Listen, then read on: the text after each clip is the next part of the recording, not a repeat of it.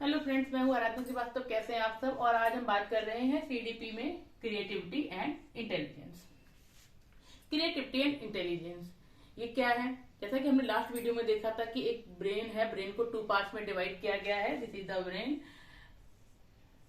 This is the left brain and this is the right side of the brain. तो हुआ क्या था, as we know कि अगर कोई चाइल्ड है and he is very good in creativity, it means his or her right brain is working. But if child is very good in logical reasoning and good in mathematics, it mean his or her left brain is working. ये हमें पता है last video में, जैसा कि हमने पढ़ा हुआ था। अब हम बात करते हैं इंटेलिजेंस और क्रिएटिविटी की। क्रिएटिविटी एंड इंटेलिजेंस, क्या ये दोनों एक दूसरे से रिलेटेड हैं या नहीं है? हुआ क्या, इन पास्ट रिसर्चर्स ने फाइंड आउट करके निकाला कि creativity and intelligence both are proportional, means दोनों ही पॉजिटिव है। इट मीन्स अगर कोई चाइल्ड क्रिएटिव है then he will also intelligent. मतलब वो बच्चा, अगर कोई बच्चा क्रिएटिव है तो वो बच्चा, जाहिर सी बात है, वो इंटेलिजेंट भी होगा। बट एक साइंटिस्ट दे कॉल्ड टर्मन, उन्होंने बताया, टर्मन 1920 उन्होंने बताया, it's not necessary if a child is good in creation, good in creativity, it doesn't mean he is very good in intelligence. It means अगर कोई बच्चा हाई IQ लेवल का है तो ये जरूरी नहीं है कि वो बच्चा क्रिएटिव भी होगा, और अगर कोई बच्चा क्रिएटिव है तो ये जरूरी नहीं है कि वो बच्चा बहुत ही ज्यादा इंटेलिजेंट होगा। तो ये 1920 में निकल के आया अकॉर्डिंग टू द टर्मन। अब इस वीडियो में हम क्या पढ़ने वाले हैं? सबसे पहले तो element, than thinking of division, after that gifted children कौन कौन से होते हैं, और उसके बाद इमोशनल इंटेलिजेंस के बारे में हम पढ़ेंगे। अब हम यहाँ पर बात करने वाले हैं elements of creativity. Elements of creativity की मतलब अगर कोई चाइल्ड क्रिएटिव है तो उसमें कौन कौन से गुण होंगे, कौन कौन से एलिमेंट्स होंगे। तो यहाँ पर हम बात करने वाले हैं, हम देख सकते हैं कि मैंने यहाँ लिखा हुआ FFOE। It mean F means fluency, second F means है आपका फ्लेक्सिबिलिटी, O मीन्स है ओरिजिनल, और E मीन्स है एलेबोरेशन। तो इसमें कैसे पता चलता है कि वो कौन कौन से, मैं आपको एक एग्जांपल से बता रही हूँ कि ये कोई चाइल्ड है, ये गया अपने क्लास में टीचर के पास, टीचर ने सबको प्रोजेक्ट हैंडल करे और ये बच्चा गया अपने टीचर के पास, because he is very creative and first element है आपका फ्लुएंसी। वो गुड इन फ्लुएंसी को बोलते हैं हिंदी में धारा प्रभाव। उसका बोलने का जो तरीका है बहुत ही अच्छा है। वो टीचर के पास गया, उसने बताया कि sir I want to work with this project, and उसका जो फ्लुएंसी थी, उसका जो fluent in communication, very good. Teacher को बताया, उसने, टीचर ने बोला यस, टीचर को समझ आ गया कि actually what he want to do, तो टीचर ने बोला yes you can go with that. तो सबसे पहला इसका एक टर्म है फ्लुएंसी।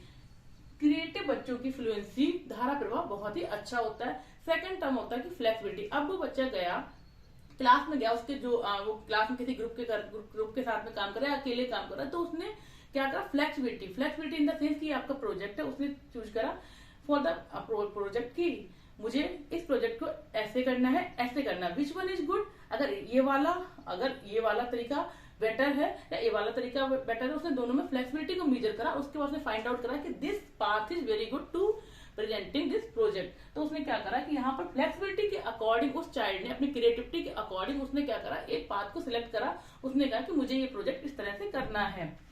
इन बच्चों में इसका सिंपल सा मीन है कि क्रिएटिव बच्चे जो होते हैं उनमें एक एलिमेंट ये भी पाया जाता है कि दे आर वेरी फ्लेक्सिबल। उनको जो काम करना है उसमें सबसे पहले अपने आप को सहज करने के लिए फ्लेक्सिबिलिटी को मेजर करते हैं कि कौन सी चीज वेरी फ्लेक्सिबल है। अब बात करते हैं थर्ड, इसका होता है ओरिजिनल। जैसे भी आपको पता है कि जो भी क्रिएटिव चाइल्ड होते हैं, जो भी क्रिएटिव पीपल होते हैं, उनमें एक चीज बहुत ही कॉमन पाई जाती है कि they all want to show the originality. वो सब ये चाहते हैं कि जो भी वो कर रहे हैं उसमें ओरिजिनलनेस होनी चाहिए। उसमें क्या होना चाहिए, उसमें क्लियरनेस, क्लैरिटी, और उसमें ऐसा होना चाहिए ताकि वो चीज जो है ओरिजिनल लगे, उसमें कुछ भी इस तरह से मिला हुआ ना हो। तो वो काम करते ओरिजिनलिटी पे। तो थर्ड वन ओरिजिनलिटी पे। तो उस चाइल्ड ने क्या करा, उसने प्रोजेक्ट पहले टीचर को बताया।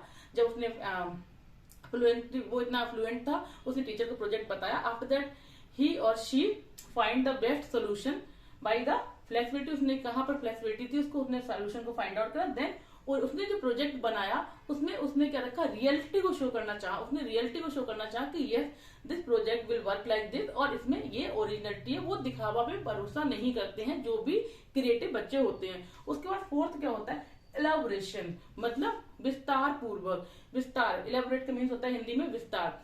अब जब उस चाइल्ड ने वो बना, जो क्रिएटिव चाइल्ड था, उसने जो प्रोजेक्ट बनाया, ये जो प्रोजेक्ट बनाया, इस प्रोजेक्ट को उसने टीचर के सामने बहुत ही अच्छे से एलाबोरेट करा, मतलब विस्तार पूर्वक उसने बताया कि what he did in his project. तो ये 4 टर्म्स हैं, FFOE। अगर आप इनको याद करके रखते, कभी कभी टर्म्स पूछे भी जाते हैं किसी क्वेश्चन में कि कौन कौन से टर्म्स है, इन 4 में से कोई एक नहीं दिया होगा तो आपको पता चल जाएगा कि कौन सा टर्म नहीं। बिकॉज आप जो भी पढ़ रहे हैं, उसको एक एग्जाम्पल को लेके पढ़ेंगे तो आपको कोई भी प्रॉब्लम नहीं आएगी। तो अब हम बात करने वाले हैं, हमने एलिमेंट्स के बारे में बात कर ली, अब हम बात करेंगे थिंकिंग डिवीजन, कि जो भी थिंकिंग होता है, जो भी चाइल्ड होता है, उसका थिंकिंग जो होता है किस तरह का होता है, किस तरह की थिंकिंग वो करता है, किस तरह से वो सोचता है। तो ये जो है डिवीजन ऑफ थिंकिंग जो है we can describe in 2 parts. अब हम यहाँ पर बात करने वाले हैं थिंकिंग डिवीजन, मतलब कोई भी चाइल्ड है, उसकी जो थिंकिंग, जो जिस तरह से वो सोच रहा है, उसको हम कैसे डिवाइड कर सकते, कैसे पता कर सकते कि what actually he is thinking और शी इज थिंकिंग। तो सबसे पहले क्या हुआ कि जेपी गिलफोर्ड ने ये कॉन्सेप्ट निकाला, division of thinking, division of, sorry मैंने गलत लिखा है,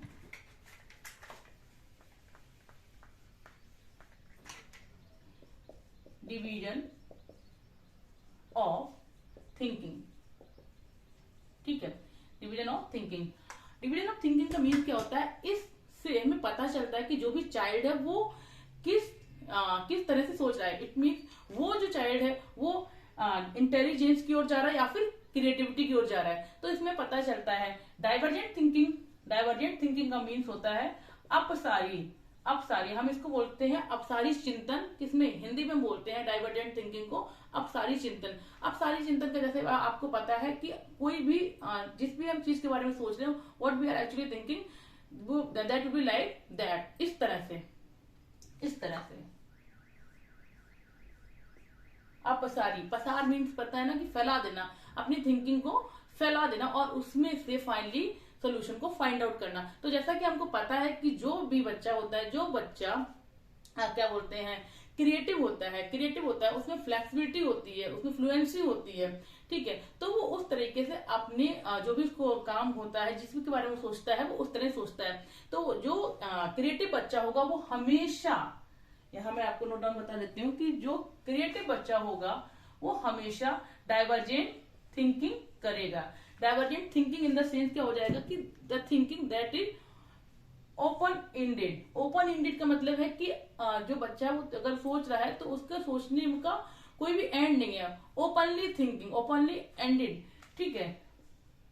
सेकंड होता है आउट ऑफ द बॉक्स। जो बच्चा क्रिएटिव होगा, जो भी चाइल्ड क्रिएटिव है, वो क्या करेगा, थिंकिंग जो लेवल जो थिंकिंग पावर है, वो एक इस तरह से नहीं सोचेगा कि बस मुझे इसमें ही सोचना है, जो भी चीज है बस इतना ही सोचना है। वो क्या करेगा, वो करेगा कि out of box, beyond the box, कि बाहर जाके सोचेगा कि ऐसा हो सकता है, क्योंकि उसमें फ्लेक्सिबिलिटी चाहिए। क्योंकि आपको पता है कि एक एलिमेंट होता है, किसमें एलिमेंट होता है क्रिएटिव चाइल्ड्स में, हमेशा एक एलिमेंट पाया जाता है, उनका एक गुण होता है ये कि वो क्या करते हैं, उनको फ्लेक्सिबिलिटी चाहिए होती है। It mean out of the box, वो बॉक्स से बाहर जाकर भी सोचेगा। देन रिलेटेड टू क्रिएटिविटी, तो जैसा मैंने आपको बताया कि जो भी क्रिएटिव चाइल्ड होगा, ये चाइल्ड है, जो भी क्रिएटिव चाइल्ड होगा वो हमेशा डाइवर्जेंट थिंकिंग रखेगा और multiple solution, because he or she wants flexibility, then he or she will have multiple solution by the divergent thinking, ठीक है। अब हम बात करते हैं कन्वर्जेंट थिंकिंग लाइक दिस,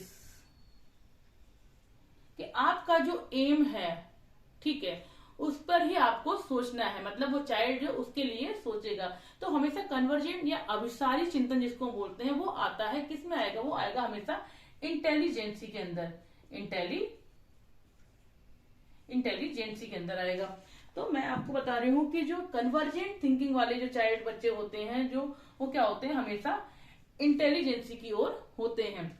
इसमें क्या होगा, क्लोज्ड एंडेड, वो बच्चा जो है क्या सोचेगा, क्लोज्ड एंडेड सोचेगा। और रिलेटेड टू इंटेलिजेंसी, वो क्या होगा, बच्चा बहुत अच्छा होगा, इसमें तार्किक और मैथमेटिक्स में अच्छा होगा, उसका क्या होगा, उसका जो है लाइफ ब्रेन वर्क करेगा। इसका मतलब है कि वो बच्चा जो है एमसीक्यू या इस तरह के जो क्वेश्चंस आते हैं मैथमेटिकल या किसी क्वेश्चन को सॉल्व करने की उसमें क्षमता बहुत ज्यादा होगी और उसके पास लिमिटेड सोल्यूशन होंगे, because he is thinking with in a box. वो एक जो है एक उसका ये जो है वो इसके अंदर ही उसको सोचना है कि जो भी है उसको सोल्यूशन फाइंड आउट करना है with in a box, he thinking with in a box. तो इस तरह के जो बच्चे होते हैं वो लॉजिकली उनका माइंड जो होता है लॉजिकली बड़े अच्छे तरीके से चलता है, एमसीक्यू के प्रॉब्लम्स को बहुत अच्छे से सॉल्व करते हैं। तो आपको हमेशा ये याद रखना कि when we talk about the convergent thinking, जब हम बात करें कन्वर्जेंट थिंकिंग की, इसका मतलब it will related to the intelligency.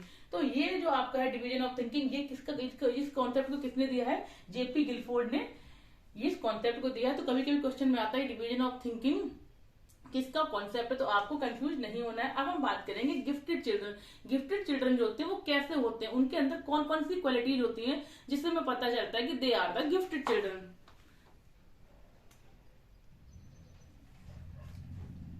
तो हम बात करते हैं गिफ्टेड चिल्ड्रन। गिफ्टेड चिल्ड्रन क्या होते हैं, जो हमें पता है कि गिफ्टेड चिल्ड्रन का जो आईक्यू लेवल होता है वो 140 प्लस होता है। 140 प्लस मीन्स उनके जो इंटेलिजेंट कोशिएंट होता है वो 140 प्लस होता है। तो उस तरह के चाइल्ड जो आते हैं will come inside the gifted children. अब ऐसा नहीं है कि वो बच्चे जो क्रिएशन में बहुत अच्छे हैं वो गिफ्टेड बच्चे होंगे, या फिर जो लॉजिकली बहुत अच्छे हैं वो गिफ्टेड चिल्ड्रन होता है। It's depend upon their IQ level, कि अगर कोई बच्चा क्रिएटिविटी बहुत अच्छी है और उसका जो आईक्यू लेवल है वो 140 प्लस है तो वो गिफ्टेड चिल्ड्रन के अंदर आएगा। जैसे कि टैलेंटेड में हम कर लेते हैं, इनका एक एलिमेंट आता है इसके अंदर कि वो जो गिफ्टेड बच्चा वो बहुत ज्यादा टैलेंटेड होगा। जैसे कि हम फॉर द एग्जाम्पल यहाँ पर ले लेते हैं सचिन तेंदुलकर, ठीक है, ये बहुत सचिन तेंदुलकर, ठीक है। और अगर कोई बच्चा क्रिएटिव है और उसका आईक्यू लेवल 140 प्लस है तो वो बच्चा भी गिफ्टेड चिल्ड्रन में आएगा। जैसे क्रिएशन में हम ले लेते हैं एम हुसैन, जो पेंटिंग बनाते थे, एम हुसैन, ठीक है। तो होता है क्या, एक्चुअली ये क्या करते हैं कि जो गिफ्टेड चिल्ड्रन जो होते हैं उनको जो भी उनका इंटरेस्ट एरिया होता है, जो भी उनका इंटरेस्ट एरिया होता है उसमें जितने भी चैलेंजेस मिलते हैं उनको एक्सेप्ट करना बहुत ही अच्छा लगता है, कि लाइक दैट कि challenges according to their interest, की जो भी उनका इंटरेस्ट एरिया है उसके अकॉर्डिंग जो चैलेंजेस मिलते हैं उनको वो सॉल्व करते हैं और work on their IQ level. और उनका आईक्यू लेवल 140 प्लस होता है तो they will come inside the gifted children. अब हम बात करने वाले हैं इमोशनल इंटेलिजेंस की। तो हम बात कर रहे हैं इमोशनल इंटेलिजेंस की। जब हम बात करते हैं इमोशनल इंटेलिजेंस की बात करते हैं तो इमोशनल इंटेलिजेंस पे एक बुक भी लिखी गई है, जिस बुक को लिखा है डेनियल गोलमैन ने और नाम है उसका emotional intelligence. Emotional intelligence basically होता क्या है, बेसिकली क्या होता है कि आपने अपने आसपास में हमेशा सुना होगा कि अरे मैं बहुत ही इमोशनली वीक हूँ, मैं इमोशनली बहुत ही स्ट्रांग हूँ। तो इस तरह की चीजें आपने जाहिर सी बातें सुनी होंगी अपने आसपास के वातावरण या अपने आसपास के एनवायरमेंट में। तो एक्चुअली होता क्या है, जो अरिस्टो जो दार्शनिक थे उन्होंने बोला कि नाराज होना या गुस्सा करना मनुष्य का स्वाभाविक गुण है, लेकिन अगर अपने उसी गुस्से को कहां पर, कैसे, किस समय, कितनी मात्रा में प्रकट करना है इन फ्रंट ऑफ अदर्स, कि ठीक है अपने गुस्से को किस तरह से, कहां पर, किसके सामने कैसे प्रेजेंट करना है, ये आपको आना चाहिए। तो अरस्तु के अकॉर्डिंग था कि गुस्सा करना या नाराज होना बहुत ही आसान बात है, लेकिन उस गुस्से को या उस एंगरनेस को सही समय पर, सही जगह, सही मात्रा में और सही लोगों के सामने प्रेजेंट करना एक बहुत ही बड़ी चीज होती है। कि कुछ लोग जो होते हैं कि बहुत ही मैं सेल्फ क्या बोलते हैं कि मैं हाइपर टेम्पर्ड हूँ, मैं ये हूँ, मुझे कंट्रोल करना नहीं आता। तो कुछ लोग होते हैं कि अगर सब कुछ सही भी चल रहा है तो उसमें उन्होंने गुस्से को अपना दिखा दिया और उसके बाद सारी बनी बनाई चीजें खराब हो गई। तो इसीलिए अरिस्टो का जो एक जो स्टेटमेंट था, और इस पे लोगों को फोकस भी करना चाहिए कि गुस्सा करना या नाराज होना एक कोई बड़ी चीज नहीं है, ये एक ह्यूमन गुण है, मानवीय गुण है जो सबके अंदर होता है। बट अपने गुस्से को या फिर अपने जो नाराजगी को सही समय पर, सही लोगों के सामने, सही मात्रा में जो दिखाना होता है वो एक बहुत बड़ी चीज होती है। उसी पर डिपेंड करता है कि आप इमोशनली कितना इंटेलिजेंट है या नहीं है। तो इमोशनली इंटेलिजेंसी के अंदर कुछ एलिमेंट आते हैं, कुछ कॉन्सेप्ट आते हैं जिन पर फोकस करना होता है। सोशल स्किल, कि मतलब अगर कोई पर्सन है वो बोल रहा है कि मैं इमोशनली बहुत ही मैं मतलब ये बोलती हूँ मेरी इमोशनली इंटेलिजेंस की बहुत ज्यादा है, मैं बहुत ही अपने इमोशन पे कंट्रोल कर लेता हूँ। तो इसका मतलब है कि उसमें सोशल गुण जो होगा बहुत ही अच्छे तरीके से आता होगा, उसको पता है कि लोगों के कैसे लोगों के सामने किस तरह से बात करनी है। दूसरा आता है self awareness. Self awareness in the sense है कि उसके जो इमोशंस है, जो कोई पर्सन है जिसके बारे में बात कर रहे हैं, वो उसके जो इमोशंस है वो उन पर कैसे कंट्रोल करता है, या फिर उसको अपने बारे में कितना पता है कि मुझे एक्चुअल में क्या चाहिए और वो कैसे मिलेगा। तो उसमें सेल्फ अवेयरनेस बहुत ज्यादा होगी। मोटिवेशन, मोटिवेशन बहुत ही महत्वपूर्ण चीज है, बहुत ही इंपॉर्टेंट चीज है कि अगर कोई बंदा है जिसके बारे में बात कर रहे हैं कि सोशल क्या बोलते हैं इमोशनल इंटेलिजेंस की बात करते हैं, तो ऐसे लोगों के अंदर क्या होता है, उनके अंदर क्या होता है, उनके अंदर मोटिवेशन क्या होता है, मोटिवेशन इनर मोटिवेशन होता है, इंटरनल मोटिवेशन होता है। वो अपने आप से ही मोटिवेट होते हैं क्योंकि उनको पता है कि उनको एक्चुअल में क्या चाहिए